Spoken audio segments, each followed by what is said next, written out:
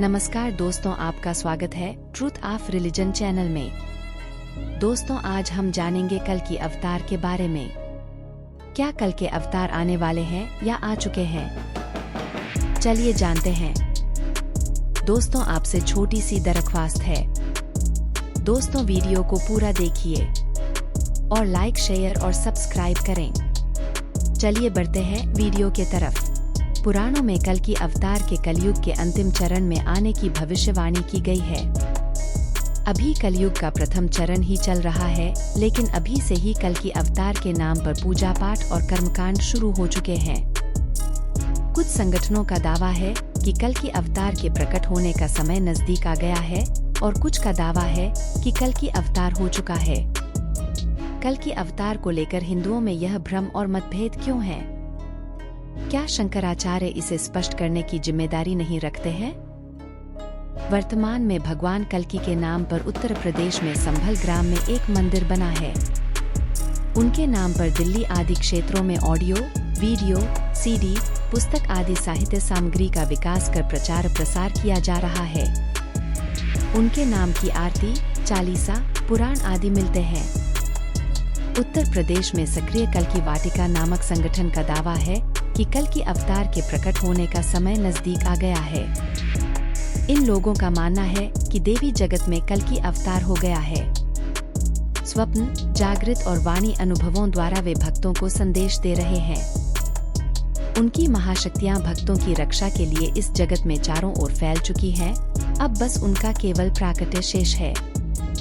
इसका तार्किक आधार यह है कि अवतार किसी समय सीमा में बंधा नहीं होता। उसके प्राकट्य के अपने मापदंड होते हैं। हिंदू धर्म के पतन का एक मुख्य कारण यह है कि हर वह कार्य किया जा रहा है जिसका वेदों में उल्लेख नहीं मिलता है। हिंदुओं के एकमात्र धर्म ग्रंथ है वेद। वेदों का सार है उपनिषद और उपनिषदों का सार है गीता। इतिहास ग्रंथ महाभारत का एक हिस्सा है गीता। रामायण, पुराण और स्मृतियां भी इतिहास और व्यवस्था को उल्लेखित करने वाले ग्रंथ है, धर्म ग्रंथ नहीं। पुराणों में बताया गया है कि कलयुग के अंत में भगवान कल्कि अवतरित होंगे। वे एक सफेद घोड़े पर बैठकर आएंगे और राक्षसों का नाश कर देंगे। पौराणिक मान्यता के अनुसार कलयुग 432000 वर्ष का है, जिसका अभी प्रथम चरण ही चल रहा है। कलयुग का प्रारंभ 3102 ईसा पूर्व से हुआ था, जब 5 ग्रह मंगल, बुध, शुक्र, बृहस्पति और शनि मेष राशि पर 0 डिग्री पर हो गए थे। इसका मतलब 3102 + 2017 5119 वर्ष कलयुग के बीत चुके हैं और 426881 वर्ष अभी बाकी है और अभी से ही कल्कि की पूजा, आरती और प्रार्थना शुरू हो गई है। माफ करना, अभी से नहीं, करीब 325 साल से उनकी पूजा जारी है।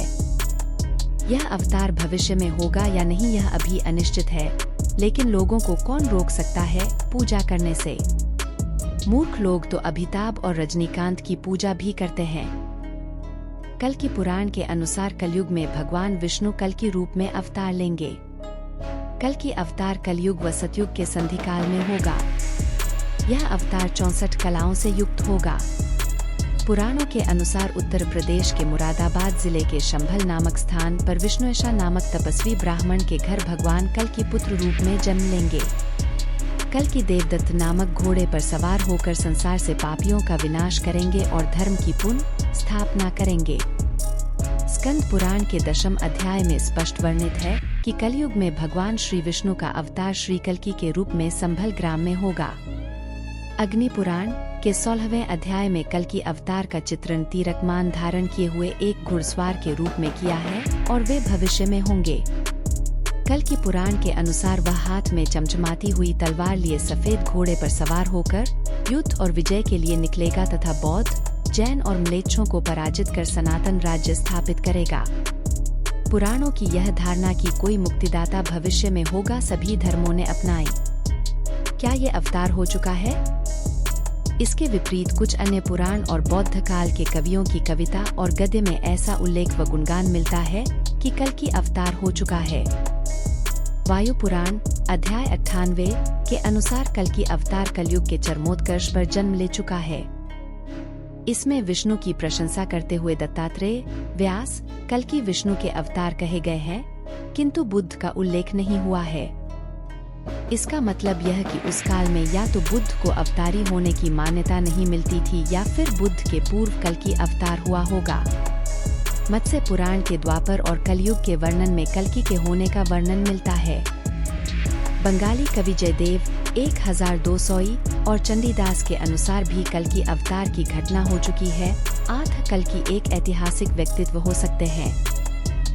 जैन पुराणों में एक कल्कि नामक भारतीय सम्राट का वर्णन मिलता है। जैन विद्वान गुणभद्र 9वीं शताब्दी के उत्तरार्ध में लिखते हैं कि कल्किराज का जन्म महावीर के निर्वाण के 1000 वर्ष बाद हुआ।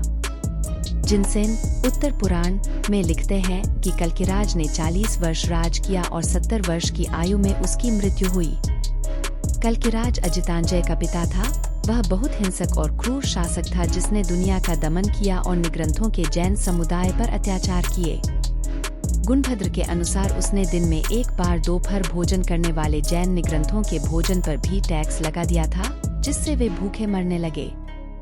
तब निग्रंथों को कल्कि की क्रूर यातनाओं से बचाने के लिए एक दैत्य का अवतरण हुआ जिसने वज्र, बिजली के प्रहार से उसे मार दिया और अनगिनत युगों तक असहनीय दर्द और यातनाएं झेलने के लिए रत्नप्रभा नामक नर्क में भेज दिया। प्राचीन जैन ग्रंथों के अनुसार कल्कि एक ऐतिहासिक सम्राट था जिसका शासनकाल महावीर की मृत्यु के 1000 साल बाद हुआ, यानी कि महावीर स्वामी का जन्म यदि प्राचीन काल निर्धारण अनुसार माने तो 1797 विक्रम संवत पूर्व अर्थात महावीर के 1000 वर्ष बाद यानी 797 विक्रम संवत पूर्व कल्कि हुए थे अर्थात 739 ईसा पूर्व। अब यदि हम अंग्रेजों द्वारा लिखे इतिहास का काल निर्धारण माने तो महावीर स्वामी का जन्म 599 ईसा पूर्व हुआ था। इसका मतलब महावीर के 1000 वर्ष बाद कल्कि हुए थे, यानी कि तब भारत में गुप्त वंश का काल था। मौर्य और गुप्त काल को भारत का स्वर्ण काल माना जाता है।